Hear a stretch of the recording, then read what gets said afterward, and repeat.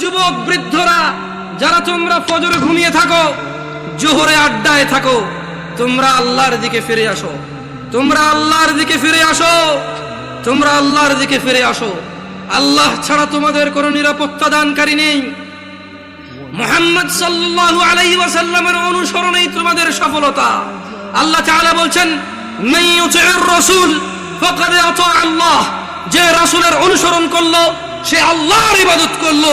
ওয়া মান তাওয়াল্লা, আর যেই ব্যক্তি এটা থেকে মুখ ফিরে নিল, ফামা আরসালনাকা আলাইহিম হাফিযা, ও মুহাম্মদ সাল্লাল্লাহু আলাইহি ওয়াসাল্লাম, যেই ব্যক্তি আপনার দাওয়াত থেকে সরে গেছে তার প্রতি আপনাকে আমি পাহারাদার হিসেবে পাঠাইনি, যা খুশি করতে দেন। ইন্না হাযিহি তাযকিরা, এই কুরআনুল কারীম হচ্ছে আল্লাহর উপদেশ। ফামান শাআ আত্তাখাযা ইলা রাব্বিহি সাবিলা, এদের মধ্যে যে দাম্ভিকতা করে করুক, এদের মধ্যে যে অস্বীকৃতি করে করুক, এদের মধ্যে যার যা খুশি করুক। ফামান শাআ আত্তাখাযা ইলা রাব্বিহি সাবিলা, এই কুরআনুল কারীম, এই হাদিস, এগুলো হচ্ছে আল্লাহর পক্ষ থেকে উপদেশ।